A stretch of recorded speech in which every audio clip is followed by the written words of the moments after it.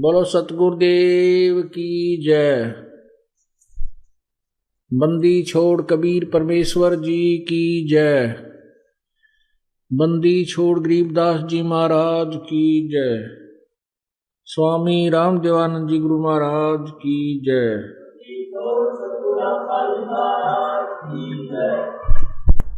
सर्व संतों की जय, सर्व भक्तों की जय, धर्मी पुरुषों की जय, श्री काशी धाम की जय, श्री छुडानी धाम की जय, श्री करौथा धाम की जय, श्री बरवाला धाम की जय। सत गरीब नमो नमो सतपुरुष को नमस्कार गुरु की नहीं। सुर नर मुनि जन साधुआ संतों सर्वस दी नहीं। सतगुरु साहेब संत सब दंडोतम प्रणाम। आगे पीछे मध्य हुए तिनको जा कुर्बान। नराकार निर्विषम काल जाल भय भंजनम। निर्लेपम निज निर्गुणम अकलनो बेशोन्दनम। सोहम सुरति समाप्तम सकल समाना निरतलय। उज्ज्वल हिरंबर हरदमम बेपरवा था है वार पार नहीं मध्यतम। गरीब जो सुमर सिद्ध होई गणनायक गलताना। करो अनुग्रह सोई पारस पद परवाना। आदि गणेश मनाऊं गणनायक देवन देवा। चरण कमल लो लाऊं आदंत करूं सेवा।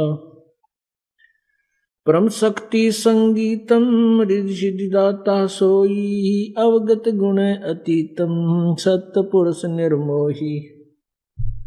जगदम्बा जगदीशम मंगल रूप मुरारी। तन मन अर्पों शेषम भक्ति मुक्ति भंडारी। सुर नर मुनि जन ध्यावे ब्रह्मा विष्णु महेशा। शेष शेष मुख गावे पूजै आदि गणेशा। इंद्र कुबेर सरीखा वरुण धर्म राय ध्यावे। समर्थ जीवन जी का मन इच्छा फल पावे। 33 कोटि आधारा ध्यावे सहस 88।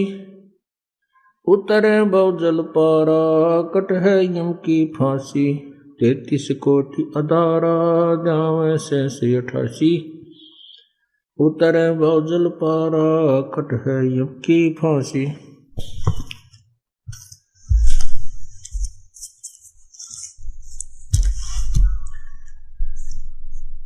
कर जोरूं विनती करूं धरूं चरण पर शीश।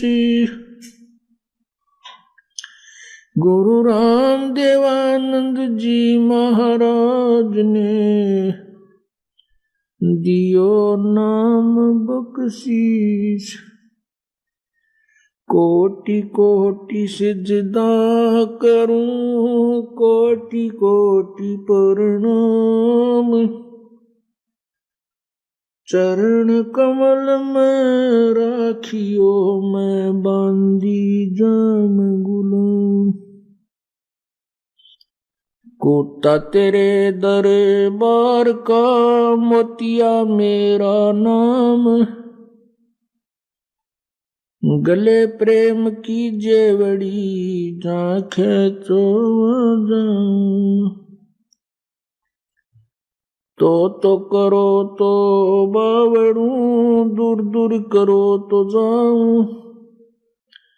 जो राखा तो ही रहूं जो देव सो खाऊं। जय इब के सतगुरु मिले सब दुख आँखों रोए। चरणों ऊपर शीश धरूं कहूं जो कहनी होए। कबीर गुरु जी मिलेंगे पूछेंगे कुशलात। आदि अंत की सब कहूं अपने दिल की बात गुरु जी तुम ना भूलियो, चाहे लाख लोग मिल जाएं, हमसे तुमको बहुत है, तुमसे हमको नहीं। कबीर तुमरे विसारे क्या बने, किसकी शरण में जाऊं। शिव वृंश मुनि नारदो, इनके हृदय न समाऊं। अब गुण किए तो बहुत किए, करत न मनी हार। बावे बंदा बख्श दियो, बावे गर्दन उतारे। अब गुण मेरे बाप जी, बख्शो गरीब नवाज। जो मैं पूत कपूत हूँ, बोहर पिता को लाजे। मैं अपराधी जन्म का, नक्सक भरे विकार। तुम दाता दुख भंजना, मेरी करो संभाल।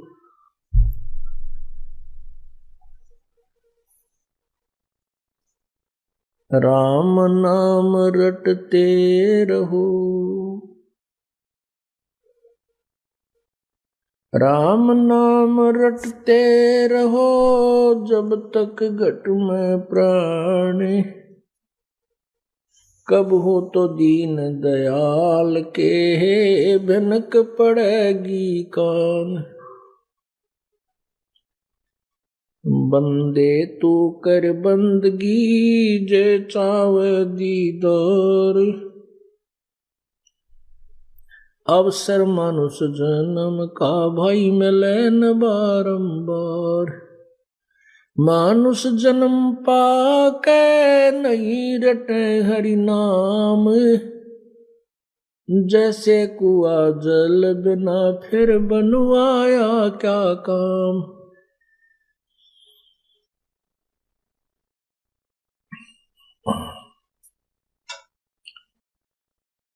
लूट सको तो लूटियो, राम नाम की लूटी।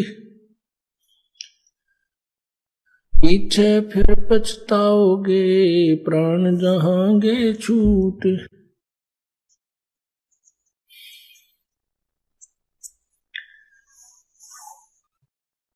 राम रटत कोढ़ी भलो, राम रटत कोढ़ी भलो। चू चू पड़े जो चाम, ये सुंदर शरीर किस काम का। जा मुख नाही नाम। राम रटत दारिद्र भलो, टूटी घर की छान। वो सुंदर महल किस काम के, जहां भक्ति नहीं भगवान।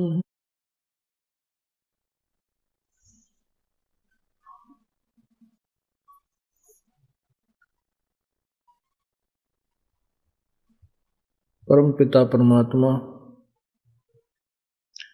सारी सृष्टि के रचनहार कुल मालिक कबीर परमेश्वर, कबीर देव अपनी प्यारी आत्माओं को अपना सत्य संदेश देने के लिए इस काल के लोक में आते हैं। काल के द्वारा भ्रमित किए गए भ्रमित ज्ञान के आधार पर भक्त आत्मा परमात्मा को पहचान नहीं पाते, जिस कारण से हम इस काल के जाल में रह जाते हैं। ये काल का बहुत भयंकर जाल है। हम अपनी गलती से, हम अपनी अज्ञानता से इस काल के जाल में फंस गए। यहां से निकलना अब हमारे बस की बात नहीं है, क्योंकि काल भगवान ने ऐसी व्यवस्था बना दी है, ऐसे प्रबंध कर दिए हैं कि जीव नहीं निकल सकता यहां से। इसको परमात्मा जो काल से समर्थ शक्ति है उसका सहयोग चाहिएगा, उसका सहारा चाहिएगा। उसी के सहारे से, उसी की शक्ति के आधार से हम अपने निज घर जा सकेंगे। फिर ये काल की कोई भी बाधा हमें बाधक नहीं बनेगी। उन बाधाओं से विमुक्त होने के लिए, काल के बंधन से मुक्त होने के लिए हमने क्या क्या क्रियाएं करनी है, कौन सी साधनाएं करनी है, वो परमात्मा ने अपने अमृत ज्ञान में, अमृत वाणी में कबीर परमेश्वर ने वर्णित की हुई हैं। इसलिए परमात्मा अपने यथार्थ ज्ञान को यहां बताने के लिए आते हैं, क्योंकि काल भगवान ने सभी श्रद्धालुओं को, मानव शरीर प्राप्त प्राणियों को शास्त्र विधि रहित, शास्त्र के विरुद्ध साधनाओं पर आसक्त किया हुआ है, आश्रित किया हुआ है। परमात्मा आकर के अपनी उस विधि को बताते हैं जिससे कबीर परमेश्वर की प्राप्ति हो सकती है।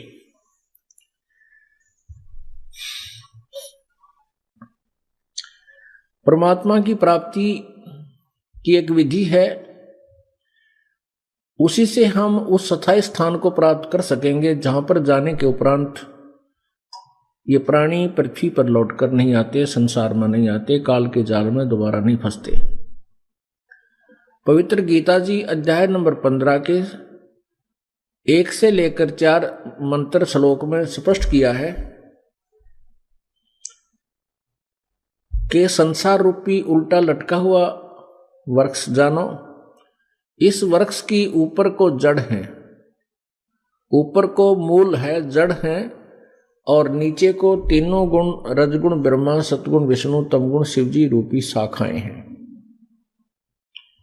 और जो संत इस उल्टे लटके हुए संसार रूपी वृक्ष के सभी पार्ट्स को बता देगा, इसके भागों को बताएगा, सर्वांगों को बताएगा, वो तत्वदर्शी संत है। तत्वदर्शी संत ही बता सकता है, वो पूर्ण संत होगा। और फिर उस संत से तत्व ज्ञान प्राप्त करने के उपरांत उसके द्वारा विधि जो बताता है परमात्मा पाने की, उस विधि को प्राप्त करने के पश्चात उस परम पद परमेश्वर की, उस परमेश्वर के परम पद की खोज करनी चाहिए, जहां जाने के बाद साधक फिर लौटकर संसार में नहीं आते, अर्थात वो पूर्ण मोक्ष प्राप्त करते हैं। और जिस परमेश्वर ने सर्व ब्रह्मांडों की रचना की है, गीता ज्ञान दाता ब्रह्म कह रहा है कि मैं भी उसी परमात्मा की शरण में हूं, उस पूर्ण परमात्मा की शरण में हूं। इस उल्टे लटके हुए संसार रूपी वृक्ष की जो जड़ है वो तो पूर्ण परमात्मा है, और जमीन से बाहर जो तुरंत पेड़ जो दिखाई देता है उसको तना बोलते हैं। तना समझो ये परब्रह्म है, और उस तने से आगे चल के मोटी मोटी डार होती है, डाली, तो डार समझो उनमें से एक ज्योति निरंजन है। उस डार के आगे चल के 3 शाखा हो जाती है, वो शाखा जो है वो ब्रह्मा विष्णु महेश हैं, और संसार रूपी पत्ते हैं। तो परमेश्वर कबीर परमेश्वर ने स्वयं ही आकर के एक तत्वदर्शी संत की भूमिका की थी। उन्होंने स्वयं ही बताया था, अक्षर पुरुष एक पेड़ है, निरंजन वा की डार, और तीनों देवा शाखा है ये पात रूप संसार। क्योंकि परमात्मा के बिना अपने द्वारा रची हुई सृष्टि को कोई नहीं बता सकता, क्योंकि सभी परमात्मा से उत्पन्न हैं। जिस परमेश्वर ने सारे ब्रह्मांडों की रचना की, उसी ने आकर के स्वयं ही ये ज्ञान हमें दिया, जो ज्ञान किसी भी देव के पास नहीं था, ना ऋषि के पास, ना ब्रह्मा विष्णु महेश के पास था। वो परमात्मा ने स्वयं ही आकर के बताया है। और आज से लगभग 600 वर्ष पहले परमेश्वर स्वयं आए थे बनारस में।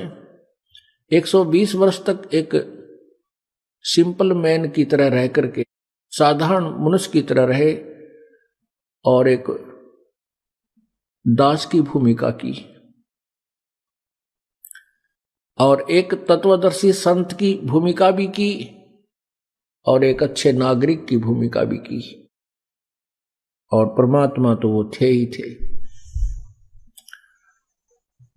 अब उस भगवान ने हमें क्या बताया है, वो कौन सा है तत्वज्ञान, कैसे हमने भक्ति करनी है, वो परमात्मा की अमृत वाणी कबीर वाणी के अंदर विद्यमान है।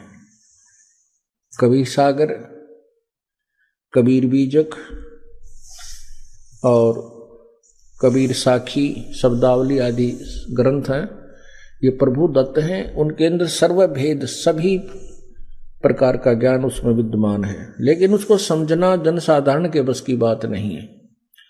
यही कारण रहा कि कबीर पंथी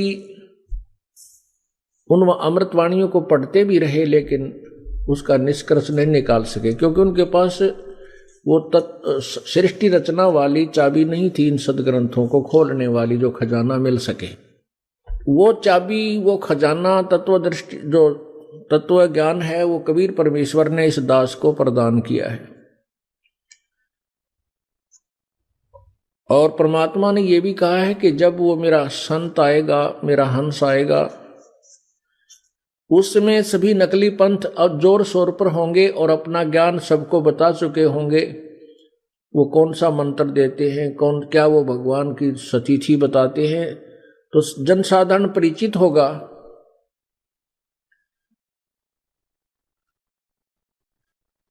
कि हमारे गुरुदेव क्या ज्ञान बता रहे हैं। वो ज्ञान उनका तत्वदर्शी संत द्वारा बताए गए ज्ञान से विरुद्ध होगा और शास्त्र के विरुद्ध होगा, जिस कारण से उन नकली पंथों की पोल खुल जाएगी और बुद्धिमान उनके शिष्य उस तत्वदर्शी संत के पास आकर के अपना कल्याण करा लेंगे, जो कबीर परमेश्वर द्वारा भेजा हुआ होता है।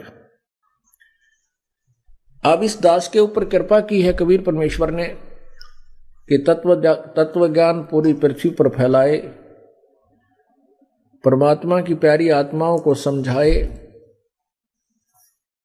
तो वो उन्हीं की कृपा से, उन्हीं के आदेश से, उन्हीं की शक्ति से ये दास अपने सामर्थ्य के अनुसार प्रयत्न कर रहा है और जिसका बहुत ही अच्छा परिणाम हमारे सामने आ रहा है। दूर देशों तक, बहुत दूर दूर तक परमात्मा का प्रचार हो चुका है। आत्माएं उमड़ उमड़ कर परमात्मा के शरण में आ रहे हैं। प्रभु ने कहा था कि कलयुग के जब लगभग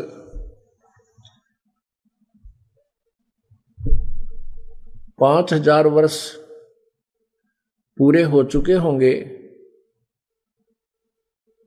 उस समय पूरे विश्व में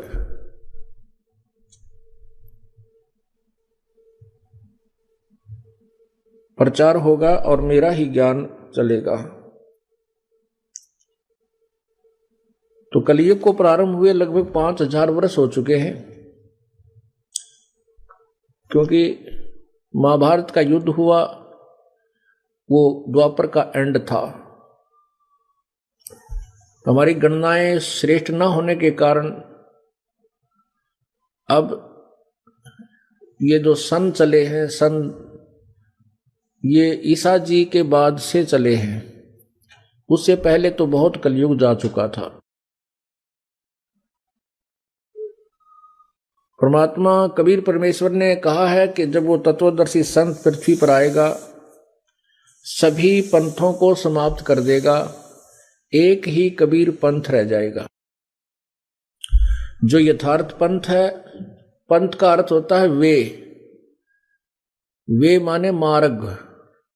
हमने अपने निज घर जाना है और जब तक हमें अपने घर का सही मार्ग, सुमार्ग नहीं मिलेगा, हम कुमार्ग पर चल करके कभी अपने घर नहीं पहुंच सकते। हमने अपने घर जाने के लिए उसी मार्ग को अपनाना होगा जो अपने घर को जा रहा है। एक सीधी सी बात है, मोटी सी हिसाब किताब है, इसमें ज्यादा उलझेड़ा नहीं है। हमने अपने घर जाना है और हम यहां विचलित हो चुके हैं। हम बहुत दूर आ गए हैं। मान लीजिए आप किसी जंगल में खड़े हो और वहां पर कोई इधर अपने घर का रास्ता बता रहा है, कोई इधर बता रहा है, कोई इधर बता रहा है, और उनके बताए अनुसार सभी घूम रहे हैं, ढूंढ रहे हैं, लेकिन घर नहीं पहुंच रहे हैं। वहीं रात्रि हो जाती है। सुबह उठ करके फिर चलने लगते हैं तो ऐसे भ्रमित लोगों से सुने हुए मार्ग से फिर घूमते रहते हैं, वहीं चक्कर काट करके उस जंगल में अपना जीवन व्यर्थ कर जाते हैं। हम किसी स्थान पर खड़े हैं और वहां से अपने घर को आना है तो हमने उसी मार्ग को अपनाना होगा जो अपने घर को आ रहा है। अब स्थिति आ जाती है कि जैसे हम सुनते रहते हैं, ये कहता है इधर तुम्हारा घर है, दूसरा कहता है इधर तुम्हारा घर है, तीसरा कहता है इधर है, तो हम विचलित हो जाते हैं कि फिर हमारे घर का रास्ता वास्तविक कौन है, क्योंकि इसमें भी हमने देख लिया, इसमें भी देख लिया, नहीं मिला। क्योंकि अब जितने भी पुण्यात्मा हैं वो सभी पंथों के पास जा चुके हैं। परमात्मा की चाह आत्मा को उसी समय से बन गई थी जब ये उससे बिछड़ी थी। परमात्मा से बिछड़ते ही आत्मा को उसकी चाह, उसकी आवश्यकता का अनुभव हो गया था और उसी दिन से उसको तलाश कर रही है। और काल भगवान ने हमें बिल्कुल गुमराह करवा दिया, अपने नकली संत भेज कर भ्रमित ज्ञान करवा कर सब जीवों को भ्रमित करवा दिया। तो ये भ्रम हो जाता है कि ये कहता है इधर जाओ, वो कहता है इधर जाओ, ये कहता है तुम्हारा घर इधर है, तो कैसे विश्वास करें। तो वहां हम अपने मैप को देखेंगे। मैप मानचित्र होता है, एक नक्शा। उस मानचित्र पर आपको दिखाया जाएगा आप इस स्थान पर खड़े हो और आपका घर यहां पर है। आप इस मार्ग से जाओगे तो अपने घर जाओगे। आप इस मार्ग पर जा रहे हो, इससे आपको आपका घर नहीं मिलेगा, ये आपके शहर को नहीं जा रहा। तो हमने उस मैप को देखकर विश्वास करना पड़ेगा। किस समय, जिस समय हम नाना प्रकार के व्यक्तियों से भ्रमित हो चुके हैं, ये इधर बता रहा है, वो उधर बता रहा है, फिर हमने वो मैप देखना होगा। वो मानचित्र देखकर हमें निर्णय फाइनल हो जाएगा, विश्वास दृढ़ हो जाएगा, सचमुच हमारा रास्ता यही है। हमारे सदग्रंथ जो हैं ये मानचित्र है और अभी तक हमें भ्रमित कर दिया गया है। कोई कहता है ये जाप करो, कोई कहता है ये मंत्र करो, कोई कहता है ये साधना करो, कोई कहता है ये व्रत करो, कोई कहता है ऐसे माला फेरो, ये तुम्हें परमात्मा प्राप्ति करवा देगी। तो हम भ्रमित हो चुके हैं, हम इन साधनाओं को कर करके थक चुके हैं, लेकिन न परमात्मा मिला है और न ही कोई आध्यात्मिक और लाभ, ना कोई भौतिक सुख हुआ। पवित्र गीता जी अध्याय नंबर 16 के मंत्र 23 में कहा कि शास्त्र विधि को त्याग कर जो मनमाना आचरण करते हैं उनको न तो कोई सिद्धि प्राप्त होती है, न उनको कोई सुख प्राप्त होता है, न ही उनकी गति होती है, अर्थात व्यर्थ है। गीता जी अध्याय नंबर 16 के ही श्लोक नंबर 24 में कहा है कि अर्जुन, इससे तेरे लिए शास्त्र ही प्रमाण है। जो कर्तव्य कर्म है, जो भक्ति में करने चाहिए वो कर्म और त्यागने चाहिए वो कर्म, वो क्रियाएं, वो साधनाएं आप शास्त्र से ही ग्रहण कीजिए। जो शास्त्र में लिखा है वो सत्य है, अन्य किसी व्यक्ति विशेष की बातों में मत आना। तो शास्त्र हमारे जो हैं ये एक मानचित्र है और मानचित्र हमें क्लियर कर देता है कि आप इस स्थान पर खड़े हो और इधर जाओगे, ये तुम्हारा घर है। तो फिर निसंशय होकर के हम अपनी उस मार्ग पर प्रस्थान कर देते हैं, अपने घर पहुंच जाते हैं। यदि बीच में भ्रमित ना होंगे, क्योंकि बीच में भी बहुत से व्यक्ति ऐसे भ्रमित करने वाले मिल जाते हैं, तुम गलत दिशा पर जा रहे हो, ये रास्ता ठीक नहीं है। जब हम पूर्ण दृढ़ हो जाएंगे, दृढ़ होकर के चलेंगे, फिर कोई कुछ कहता रहो, क्योंकि हमारे पास मानचित्र है। इसी प्रकार गीता जी अध्याय नंबर 2 के श्लोक 53 में कहा कि अर्जुन, जब नाना प्रकार के भ्रमित करने वाले वचनों से तेरी बुद्धि हटकर केवल एक तत्व ज्ञान पर आश्रित हो जाएगी, तब तो तू भक्त होगा, तब तो तू साधक बनेगा, अर्थात फिर पूरी श्रद्धा से तू भगवान प्राप्ति की साधना कर सकेगा। तो पुण्यात्माओं, सबसे पहले हमने यही निर्णय लेना चाहिए कि हम जो जिस मार्ग पर चल रहे हैं, अर्थात जो साधना कर रहे हैं, ये हमें मोक्षदायक है भी कि नहीं। ये प्रमाण कहाँ से मिलेंगे? हमारे सदग्रंथ देंगे। सदग्रंथ कौन से हैं? जो भक्ति मार्ग के ग्रंथ हैं, पवित्र गीता जी और वेद, ये तो एक ही ग्रंथ है। गीता जी चारों वेदों का एक संक्षिप्त संग्रह है, संक्षिप्त ज्ञान है। और 5वां वेद है कबीर परमेश्वर की वाणी, ये सबसम वेद कहलाता है। 5वां वेद परमात्मा कबीर जी ने गीता में वर्णित विधि भी, वेदों में वर्णित विधि भी, गीता और वेदों का ज्ञान भी अपने सिंपल लैंग्वेज, साधारण भाषा कबीर वाणी में वर्णित की हुई है। और फिर उन परमात्मा जिन्होंने भगवान पाया है, जिन्होंने परमेश्वर की प्राप्ति हुई है, उन संतों ने भी अपने अनुभव की वाणी में वही प्रमाण दिया है जो कबीर परमेश्वर जी ने अपने सवसम वेद, 5वें वेद में, जो सूक्ष्म वेद के अंदर प्रमाण दिया है। तो इन सभी प्रमाणों से सिद्ध हो जाता है जो साधना ये दास आपको बता रहा है वो आपको मोक्ष देने वाली है, मोक्षदायक है।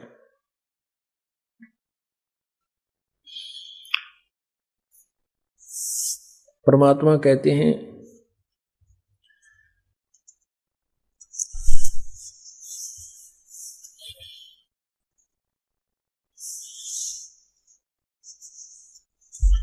कि अब उस परमात्मा की प्राप्ति करो। कि कौन से की? कबीर परमेश्वर की। उस भगवान को प्राप्त करो। यदि आप भक्ति नहीं कर रहे हो तो अपना जीवन व्यर्थ कर रहे हो। यदि आप भक्ति कर भी रहे हो और वो शास्त्र विरुद्ध कर रहे हो तो भी अपना जीवन व्यर्थ कर रहे हो। क्योंकि हमारे सद्ग्रंथ बताते हैं कि शास्त्र विधि को त्याग कर मनमाना आचरण, मनमाना अपने मन से जो भी किसी संत से, किसी पंथ से कोई नाम मिल गया उसका रट्टा लगाए रहे, तो वो मनमाना आचरण होता है। नर सुन रे मूड गंवारा, भाई राम भजन तत्सारा। नर सुन रे मूड गंवारा, राम भजन तत्सारा। परमात्मा की महिमा बताते हुए आदरणीय गरीबदास साहिब जी, जिनको कबीर परमेश्वर स्वयं आकर के छुड़ानी गांव, जिला झज्जर, हरियाणा में मिले थे, आंखों देखा हाल वर्णन किया है। वही गरीबदास साहिब जी परमात्मा की महिमा से परिचित और परमात्मा के ज्ञान से परिचित हुए थे। कबीर परमेश्वर ने गरीबदास जी का ज्ञान योग खोल दिया था। उसके बाद संत गरीबदास साहिब जी ने हमें कबीर परमेश्वर के द्वारा बताए हुए ज्ञान को प्रचार किया। वो कह रहे हैं, नर सुन रे मूड गंवारा, भाई राम भजन तत्सारा। नर सुन रे मूड गंवारा, भाई राम भजन तत्सारा। पुण्यात्माओं, इस दास का जन्म पवित्र हिंदू धर्म में हुआ और हिंदू धर्म में जन्म होने के कारण हम राम नाम के पुजारी रहे। हम राम शब्द से श्री रामचंद्र पुत्र श्री दशरथ राजा अयोध्या से ही संबंधित रखते थे। इससे आगे नहीं जानते थे कि राम, जहां भी राम शब्द आता है तो हम श्री रामचंद्र जी को ही मानते थे कि वो रामचंद्र की तरफ ही राम शब्द संकेत करता है, परंतु ऐसा नहीं था। आपने दंत कथा सुनी है कि संत वाल्मीकि जी सतयुग में भी राम राम शब्द बोला करते थे। उसमें तो श्री रामचंद्र जी का जन्म भी नहीं हुआ था अयोध्या में। वैसे तो राम राम कोई नाम नहीं है, जब जाप करने का नहीं है। जैसे हम सतसाहिब बोलते हैं, ये हमारा कोई मूल मंत्र नहीं है। ये तो हमारा एक सांकेतिक मंत्र है एक दूसरे को संबोधित करने के लिए कि हम उसी एक पंथ से संबंधित हैं। हमारा ये कोड वर्ड है, लेकिन वो मंत्र अलग है जिससे मोक्ष होता है। इसी प्रकार राम शब्द एक शक्ति बोधक शब्द है।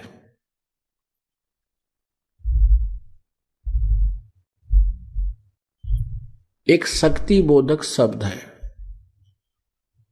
उसे राम कहो, अल्लाह कहो, गॉड कहो, खुदा कहो, ईश कहो, चाहे प्रभु कहो, रब कहो, चाहे राम कहो, ये हम उस शक्ति के शक्ति बोधक है। जैसे साहब बोलते हैं हम, कबीर साहब, कबीर साहिब, कबीर साहब, कुछ भी कहो, सत साहब।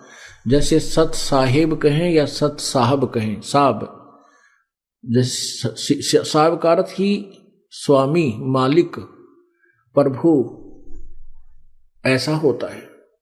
जैसे हम सत्य साहेब बोलते हैं तो अविनाशी परमात्मा, अविनाशी राम। अविनाशी राम कौन है ये आपको बताएंगे, सत्संग में बताते भी रहते हैं। अब जैसे एक विभाग में अधिकारी होते हैं, जैसे तहसीलदार साहब, फिर एसडीएम साहब, डीसी साहब, कमिश्नर साहब, मंत्री साहब, मुख्यमंत्री साहब, प्रधानमंत्री साहब, ये राष्ट्रपति साहब, ये सभी साहब हैं। ये सभी स्वामी हैं, ये सभी मालिक हैं। लेकिन इन सभी साहबों की शक्ति में बहुत अंतर है, लेकिन सभी को साहब ही बोला जाता है। ऐसे ही राम शब्द एक साहब समझो। जैसे ब्रह्मा भी राम है, विष्णु भी राम है और शिव जी भी राम है। भगवान ब्रह्मा भी राम है, भगवान विष्णु भी राम है, भगवान शिव भी राम है, भगवान ब्रह्म भी राम है, ज्योति निरंजन भी राम है, और परब्रह्म भी राम है, और पूर्ण ब्रह्म कबीर परमेश्वर कबीर भी राम है। ब्रह्मा विष्णु महेश कितने राम हैं, कितने साहब हैं, कितने स्वामी हैं। ये एक ब्रह्मांड के अंदर एक विभाग के मालिक है। रजोगुण विभाग के ब्रह्मा जी, सतोगुण विभाग के विष्णु जी, तमोगुण विभाग के शिव जी, और इनके पिता एक ब्रह्मांड में मुख्यमंत्री का रोल करते हैं। ऐसे 21 ब्रह्मांड तो ज्योति निरंजन काल यानी ब्रह्म के हैं, और 7 शंख नील पद्म शंख, ये 7 शंख ब्रह्मांड परब्रह्म के हैं। और ऐसे ऐसे असंख्यों ब्रह्मांड हैं, उन सब के ऊपर और इस ब्रह्म और परब्रह्म वाले ब्रह्मांडों के ऊपर भी कबीर परमेश्वर राम है, कबीर राम है। उस परमेश्वर पूर्ण ब्रह्म की सत्ता है।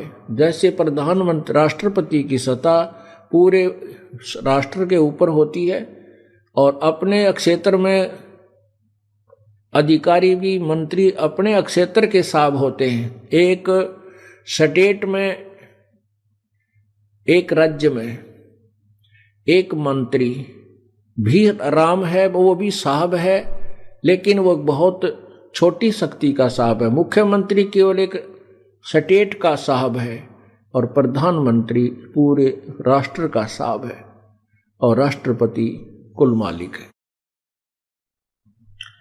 इसी प्रकार हमने इन भगवानों की स्थिति को समझना है। भगवान ब्रह्मा विष्णु और शिव जी ये शक्तिहीन नहीं है, लेकिन ये सर्वशक्तिमान नहीं है। कई ये कहते हैं कि आपके गुरुजी तो ब्रह्मा विष्णु महेश को मानते ही नहीं। ये उनका कहना केवल हमारा ज्ञान ना सुनने से ही वो इतनी सोच रखते हैं। अब ब्रह्मा विष्णु महेश एक मंत्री हैं और हम यहाँ की प्रजा हैं, तो हमारे से तो वो मंत्री को ना मानना तो हमारी मूर्खता होगी, क्योंकि मंत्री अपने स्तर की शक्ति रखता है। लेकिन हमने कहीं और विदेश जाना है या कोई और इनसे बाहर कोई कार्य करना है, कारोबार करना है, तो इन मंत्रियों की और मुख्यमंत्री की पावर से, शक्ति से बाहर है, तो हमने उससे ऊपर की जो शक्ति प्रधानमंत्री है उसका सहयोग लेना होगा। इसी प्रकार हमने अपने लोग जाने के लिए ब्रह्मा विष्णु महेश के इस लोक में हम रह रहे हैं, यहां मर्यादा में रहते हुए अपनी सभी साधनाएं वो मंत्र जाप की कमाई करनी है और फिर हम सतलोक जा सकेंगे। तो अब ये जो आपने सुना कि नर सुन रे मूड गंवारा, भाई राम भजन तत्सारा। अब कौन से राम का हमने भजन करना है? इस सेंटेंस ने, अमृतवाणी ने क्या कहा है? नर सुन रे मूड गंवारा, ए भोले इंसान, एक राम भजन तत्सारा। तत्सार है युप, यानी परमात्मा की भक्ति तेरे जीवन का सार है। और परमात्मा की भक्ति ना करके तू अन्य को वध करता है या केवल काम धंधे में अपना जीवन व्यर्थ कर रहा है, ये तेरा कार्य ठीक नहीं। राम भजन तत्सारा, राम परमात्मा की जो भक्ति करते हैं ये एक मूल वस्तु है, तेरी मूल कार्य है, और इसको ना करके तू अपना जीवन व्यर्थ करा। फिर कौन से राम की करनी है? क्या बताते हैं?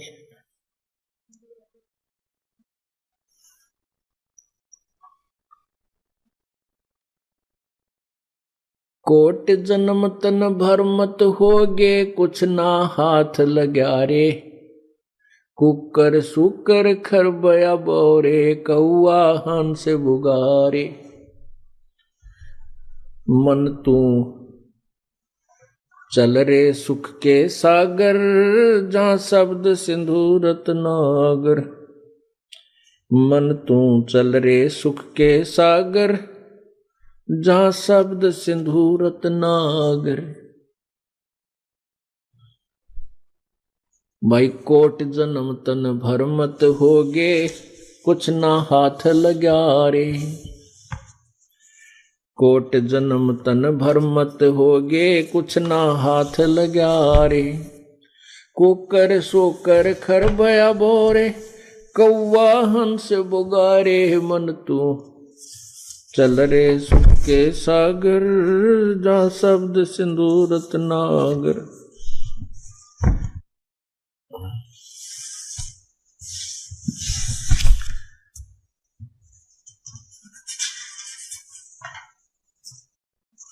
क्या बताते हैं परमात्मा के मन तू चल रे सुख के सागर। कौन से राम की हम भक्ति करें और उन रामों से हमें क्या क्या लाभ हो सकता है, ये जानकारी हमें सबसे पहले होनी चाहिए, ताकि हम उस परम पिता परमात्मा को प्राप्त कर सकें। गीता जी अध्याय नंबर 2 के श्लोक 46 में कहा है कि अर्जुन, बहुत बड़े जलाशय की प्राप्ति के उपरांत जैसी आस्था छोटे जलाशय में रह जाती है, इसी प्रकार तत्व ज्ञान की प्राप्ति के उपरांत जब आपको पूर्ण प्रमाण, इसलिए हम भ्रमित हुए फिर रहे हैं। कोई कहीं दौड़ रहा है, कोई कहीं दौड़ रहा है, नरे नरे मजहब बन गए, जबकि एक भगवान सभी बताते हैं कि एक अल्लाह है, एक ही गॉड है, एक ही रब है। सभी कहते हैं कुल का मालिक एक है। उसको पाने की विधि क्या है? यहां पर सभी फेल हैं। वो कैसा है, कौन है, क्या नाम है, कहां रहता है, यह सारे फेल हैं। केवल कबीर परमेश्वर या उससे परिचित संत ही इस बात को जान पाते हैं और जानते हैं। तो उसके पाने की विधि भी एक ही है, और वो परमात्मा कैसा है, कौन है। जैसे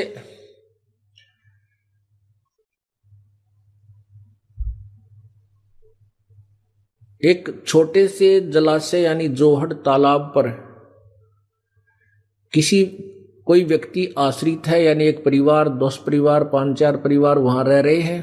पहले पुराने समय में जब ये गीता जी बोला गया था, उस समय तालाबों में जल संग्रह हो जाता था और सारा वर्ष उसी जल को ही पीते थे, उसी से खेती करते थे। और यदि वो छोटा जलाशय यदि 1 वर्ष वर्षा ना हो तो वो जलाशय सूख जाता था और उस पर आश्रित व्यक्तियों के प्राणों को संकट हो जाता था, वो मृत्यु को भी प्राप्त हो जाते थे या वहां से छोड़कर भागते थे, कहीं चले जाते थे। उसके विषय बता रहे हैं, जो व्यक्ति एक छोटे जलाशय पर आश्रित है और उसको बहुत बड़ा जलाशय यानी एक लेक मिल जाती है, बहुत बड़ी झील मिल जाती है, तो फिर वो क्या करता है, वो उस छोटे जलाशय को त्याग कर उस झील के किनारे अपना वास कर लेता है। कहने का भाव ये है कि उसको वो जलाशय बुरा नहीं लगता जिस पर वो पहले आश्रित था, वो उसको बुरा नहीं मानता, लेकिन उसकी अक्षमता से वो परिचित है कि यदि 1 वर्ष वर्षा ना हुई तो ये सूख जाएगा, हम भी प्यासे और भूखे मर जाएंगे। इसका सहारा पूर्ण नहीं है, कंप्लीट नहीं है। और उस लेक में जो बहुत बड़ा जलाशय है, चाहे 10 वर्ष भी वर्षा ना हो तो भी जल समाप्त नहीं होता, वहां जाकर के वो जीव अपने आप उसकी अक्षमता से परिचित होकर के उसका सहारा ही उचित जानता है कि इसी के आश्रित रहना मेरे हित में है। तो उसके लिए वो छोटा जलाशय बुरा नहीं, क्योंकि उसमें भी जल है, लेकिन वो काम चलाऊ था। ऐसे ही ब्रह्मा जी, विष्णु जी, शिव जी, ये भी राम हैं, लेकिन ये काम चलाऊ हैं। ये किए हुए कर्म का फल ही आपको दे सकते हैं। ये खुद भी नाशवान है, इनकी मृत्यु होती है, जन्म होता है, इनके माता पिता भी है। पवित्र हिंदू समाज को आज तक कोई परिचित नहीं करा पाया कि ब्रह्मा विष्णु महेश के माता पिता कौन है और कहाँ हैं, और अपने ही सदग्रंथों में लिखा हुआ, जैसे पवित्र देवी पुराण, पवित्र शिव पुराण, इन सब के अंदर, ब्रह्मा पुराण, इनके अंदर ब्रह्मा विष्णु महेश के माता पिता का पूर्ण रूप से विस्तृत वर्णन है। लेकिन इससे सिद्ध है कि हमारे जो धार्मिक गुरु थे हिंदू धर्म के, वो गुरु भी पूर्ण नहीं थे, जो हमारे सदग्रंथों के रहस्य को हमें नहीं बता सके। और इसलिए हमने उस साधना को त्याग देना चाहिए जो उन्होंने हमें बताया, जो अपने सदग्रंथों से ही अपरिचित थे।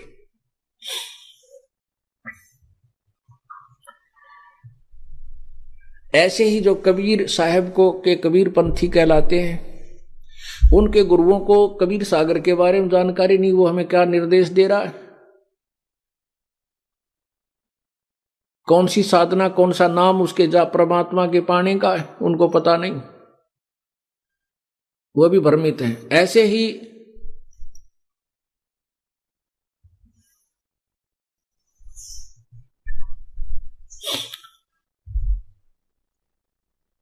पवित्र कुरान शरीफ के अंदर क्या वर्णन है, वैसे तो सदग्रंथों को जिस सदग्रंथ के आश्रित है उनको पढ़ते अवश्य हैं, लेकिन समझ नहीं पाते। ऐसे पवित्र कुरान शरीफ के अंदर क्या लिखा है उसको पवित्र मुसलमान धर्म नहीं समझ सके, उनके गुरु नहीं समझ सके वर्तमान के। उसमें भी स्पष्ट लिखा है, कुरान शरीफ सूरत फुरकानी 25 आयत 52 से 59 में स्पष्ट किया है कि जिसको हजरत मोहम्मद जी अपना खुदा मानते हैं, वो उनका अल्लाह कह रहा है कि हे मोहम्मद, हे हजरत, हे नबी, तो इन काफिरों का कहा ना मानना, मैं जो तुझे इस कुरान शरीफ में जो ज्ञान दे रहा हूं इस पर दृढ़ विश्वास रखना। और वो कबीर परमात्मा है जो तुझे जिंदा महात्मा के रूप में आकर मिला था, वो कबीर अल्लाह है, वो सर्वशक्तिमान है। और ये वही परमात्मा है जिसने 6 दिन में सृष्टि रची, 7वें दिन तख्त पर जा बैठा। तो उसकी खबर किसी बाखबर से पूछ देखो। पुण्यात्माओं, यही रहस्य होता है, यही तत्व ज्ञान कहलाता है जो निष्कर्ष निकले उससे, कोई जोड़ तोड़ बने। अब जैसे कुरान शरीफ के बोलने वाला अल्लाह, जिसको पूरा पवित्र मुसलमान समाज अल्लाह मानता है कि जो ज्ञान दिया है कुरान का वो अल्लाह ने दिया है, वो अल्लाह तो ये कह रहा है कि कोई और कबीर नामक अल्लाह है जो पूर्ण परमात्मा है, जिसने वो सारी सृष्टि रची है, उसकी खबर में से वो परिचित नहीं है। कौन? कुरान शरीफ का ज्ञान दाता। वो कहता है उस पूर्ण परमात्मा की खबर किसी बाखबर से पूछ देखो, यानी तत्वदर्शी संत से पता करो।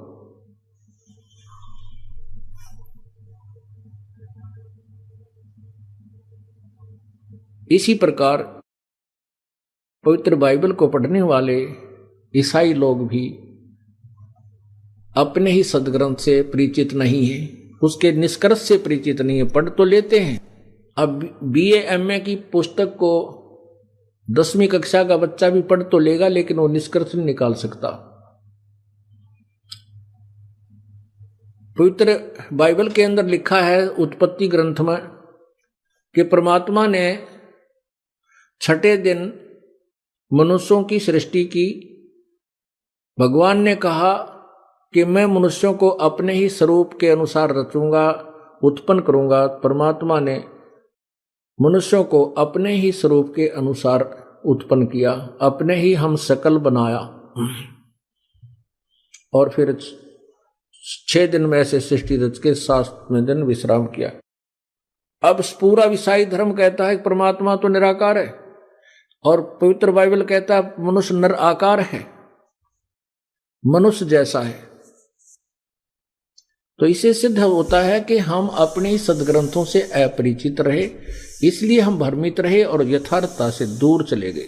ऐसे ही सिख धर्म के अंदर गुरु ग्रंथ साहिब के अंदर स्पष्ट लिखा है कि परमात्मा जो काशी में आया था, कबीर वही धानक रूप, जुलाहा रूप वही है।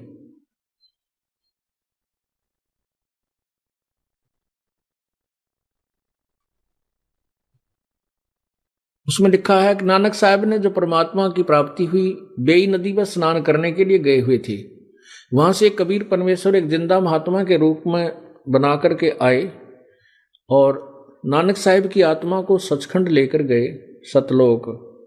3 दिन तक वहां उनको ऊपर सब ब्रह्मांडों और का सब विवरण दिया, सब प्रत्यक्ष करवाया और फिर छोड़ दिया।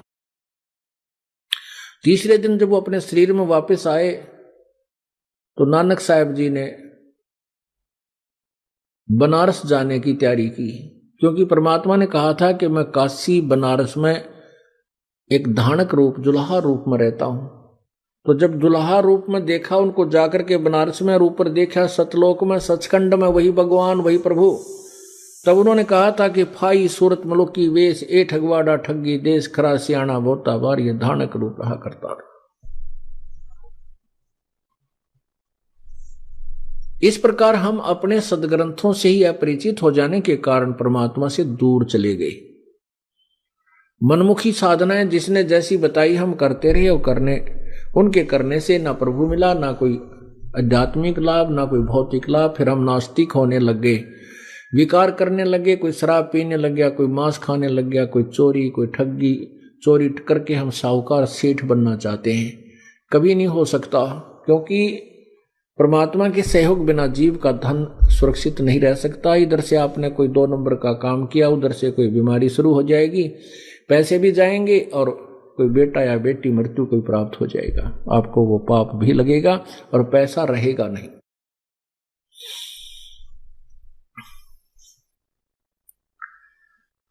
तो कहने का भाव यह है कि हमने सबसे पहले परमात्मा सेलेक्ट करना है, वो कौन सा साहब है जिसकी, कौन सा राम है जिसकी भक्ति करनी चाहिए, जिसे मोक्ष हो,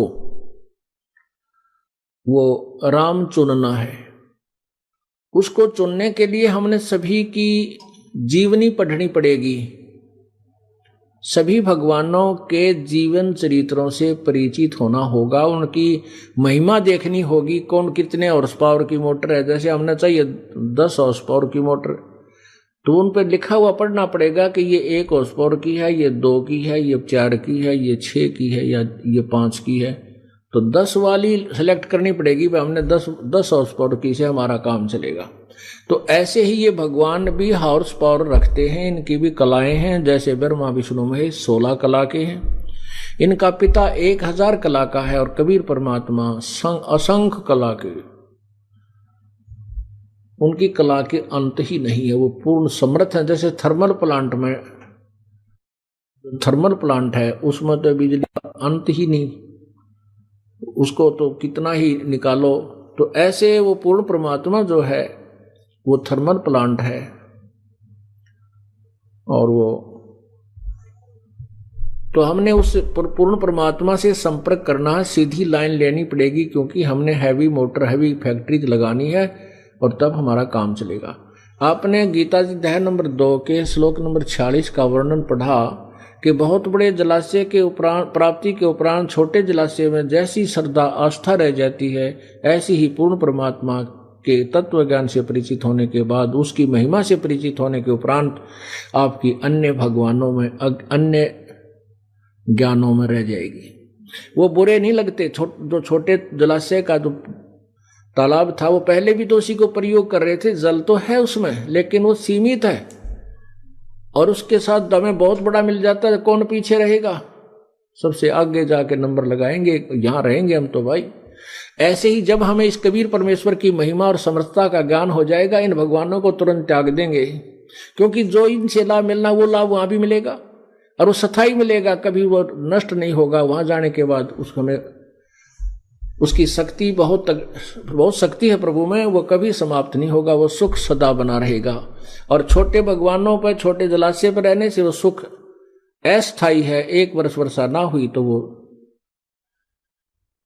सूख जाएगा, और हम भी उसके आश्रित जितने प्राणी हैं वो भी मृत्यु को प्राप्त हो जाएंगे। बस इतनी सी बात है। न तो हम किसी को बुरा बताते हैं, न किसी को त्यागने को कहते हैं। आपकी आत्मा त्याग देगी जब आपको पूर्ण परमात्मा मिल जाएगा। तो क्या बताते हैं? मन तो चल रे सुख के सागर, जहां शब्द सिंधु रत्नागर। मन तू चल रे सुख के सागर, जहां शब्द सिंधु रत्नागर। सुख सागर किसे कहते हैं? भाई शंखों लहर मेहर की उपजे, भाई शंखों लहर मेहर की उपजे, कहर नहीं जा कोई। शंखों लहर मेहर की उपजे, कहर नहीं जा कोई। दास गरीब अचल अविनाशी, सुख का सागर सोई। मन तू सुख चल रे सुख के सागर, जहां शब्द सिंधु रत्नागर। ये शंखों लहर मेहर की उपजे, कहर नहीं जा कोई। जब आत्मा आपकी निर्मल हो जाएगी, और कई बार ऐसा होता है कि मन में ऐसी प्रेरणा बनती है, ऐसी हिलोर उठने लग जाती है कि कोई भी शत्रु नहीं लगता, कोई भी बुरा नहीं लगता, सब अपने से लगते हैं। चाहे हमारा कोई दुश्मन भी क्यों ना हो, उसके प्रति भी द्वेष नहीं रहता। वो एक ऐसी हिलोर आती है, वो होती है अस्थायी कुछ समय के लिए, और फिर वो चली जाती है। उसके बाद फिर इस मन में वही उथल उठा पटक, न्यू कर दूंगा, वैसे न्यू कर दूंगा, उसने न्यू कर दूंगा, उसका ऐसा बना दूंगा। तो वो जो लहर मेहर की आई थी, सबके ऊपर रहम आ गया था, और वो आनंद किसी चीज में नहीं आ सकता, केवल परमात्मा की भक्ति में तो आ सकता है। उस भक्ति से फिर ये इतनी लहर हिलोर आपकी रह रह कर उठने लग जाएंगी, और सतलोक में वो लहर सदा बनी रहेंगी, कभी किसी के प्रति द्वेषी नहीं बनता, क्योंकि वहां राग का कारण ही नहीं है, कारण बिना कार्य होता नहीं। तो कहते हैं वो हिलोर जो आपको जरा से समय के लिए आई थी, वो मेहर की शंखों लहर उठेंगी, फिर वहां कोई कहर की लहर नहीं है, क्योंकि वो जो थोड़ी देर आई थी एक अच्छी भावना, वो तुरंत चलेगी। उसके बाद कहर की लहर शुरू होगी, ये हो गया, वो हो गया, नो कर दूंगा, फलाना हो गया, ऐसे बीमारी, उसका ऐसा होगा। तो ये कहर की लहर शुरू होगी। सतलोक की तुलना करते हुए बताते हैं वहां क्या सुखे शंखों लहर मेहर की उपजे, कहर नहीं जा कोई, दास गरीब अचल अविनाशी, सुख का सागर सोई। अचल सदा रहने वाला, जो कभी नष्ट नहीं होता, अविनाशी, स्थिर, अविनाशी, सथाई, यानी वो परमात्मा का सतलोक अचल अविनाशी है। और वहां कबीर भगवान जहां रहते हैं वो सुख सागर है। हम वही रहते थे पहले, अपनी मूर्खता से, अपनी नालायकी से हम यहां आकर काल के जाल में फंस गए और उसी का दुष्परिणाम हम भोग रहे हैं। अब परमात्मा इतने दयालु हैं, हमने इतनी भयंकर गलती की थी, फिर भी उनको दया आ गई कि अब ये भी अब भी आ जाएं वापस, तो भी कोई बात नहीं, मैं अपने बच्चों को उतना ही प्यार करूंगा।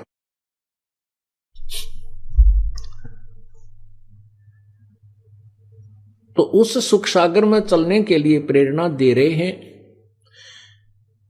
मन तू चल रे सुख के सागर, जहां शब्द सिंधु रत्नागर। मन तू चल रे सुख के सागर, जहां शब्द सिंधु रत्नागर। भाई कोटि जन्म तोय भर मत होगे, कुछ ना हाथ लगा रे। कोट जन्म तुन भर मत होगे, कुछ ना हाथ लगा रे।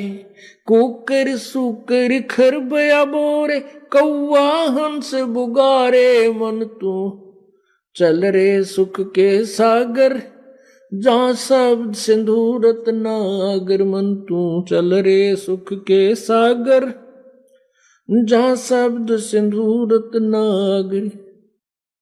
भाई कोट जन्म तू राजा की न्या, मिट्टी न मन की आशा। कोट जन्म तू राजा की न्या, मिट्टी न मन की आशा। विक्षक हो के दर दर घूम्या, मिला न निर्गुण रासा। मन तू सुख के चल रे सुख के सागर, जहां शब्द सिंधु रत्नागर। मन तू चल रे सुख के सागर, जहां शब्द सिंधु रत्नागर। भाई इंद्र कुबेर ईश की पदवी, ब्रह्मा वरुण धर्मराया। इंद्र कुबेर ईश की पदवी, ब्रह्मा वरुण धर्मराया।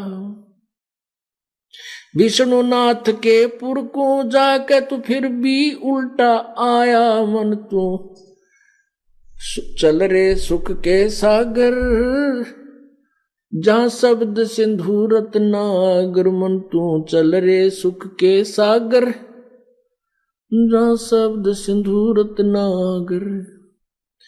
असंग जन्म तोय भरम, असंग जन्म तन मर्त्या होगे, जीवित क्यों न मरे रे। असंग जन्म तन मर्त्या होगे, जीवित क्यों न मरे रे।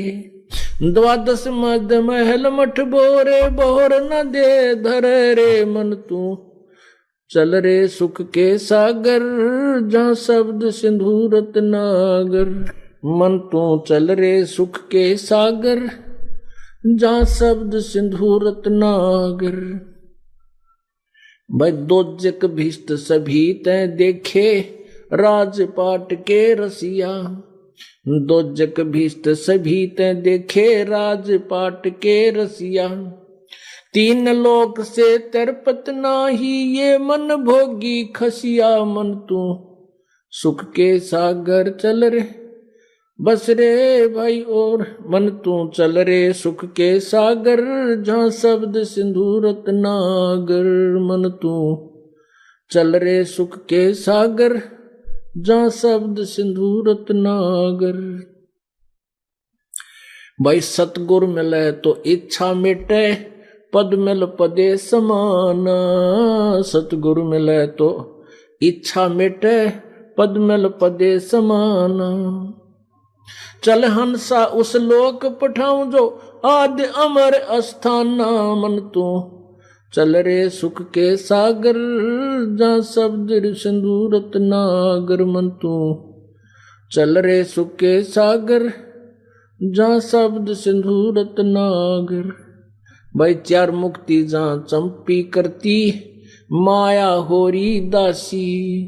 चार मुक्ति जहाँ चंपी करती, माया होरी दासी। दास गरीब अभय पद पर सब मिले राम अविनाशी। मन तू चल रे सुख के सागर, जहाँ शब्द सिंधु रत्नागर। मन तू चल रे सुख के सागर, जहाँ शब्द सिंधु रत्नागर। अब इस वाणी में क्या निर्णय दिया गरीबदास साहिब जी ने कबीर परमेश्वर द्वारा प्राप्त ज्ञान के आधार पर कि हे मन, तू सतलोक को चल, सुख सागर को चल, और यहां जो तू अन्य साधना करता है, जैसे भी जिस इष्ट की आपने पूजा की, जैसे ब्रह्मा जी की, विष्णु जी की, शिव जी की, दुर्गा की या ब्रह्म की, इन साधनाओं को करके आप उन्हीं के लोक को प्राप्त हो जाते हो। ब्रह्म की साधना करने वाले ब्रह्म लोक को जाते हैं, विष्णु जी की उपासना करने वाले विष्णु जी के लोक को प्राप्त होते हैं, शिव जी के पुजारी शिव के लोक को, ब्रह्मा के पुजारी ब्रह्मा के लोक को, दुर्गा के पुजारी दुर्गा के लोक को, और ब्रह्म उपासक ब्रह्म लोक को चले जाते हैं। अब गीता जी अध्याय नंबर 7 के श्लोक 12 से लेकर 15 में तीनों गुणों के पुजारियों की पूजा को व्यर्थ बताया है। रजगुण ब्रह्मा, सतगुण विष्णु, तमगुण शिव जी। और गीता जी अध्याय नंबर 7 के श्लोक 16 से 16, 17, 18 में गीता ज्ञान दाता ब्रह्म अपने विषय में बताता है, अपनी साधना को भी अनुत्तम लिखता है, वो अश्रेष्ठ बताता है, क्योंकि जन्म और मृत्यु न तो ब्रह्म साधना से समाप्त हो सकती है और न ही ब्रह्मा विष्णु महेश की पूजा से समाप्त हो सकती है, क्योंकि ब्रह्मा विष्णु महेश स्वयं भी नाशवान है, इनकी जन्म मृत्यु होती है, ये अविनाशी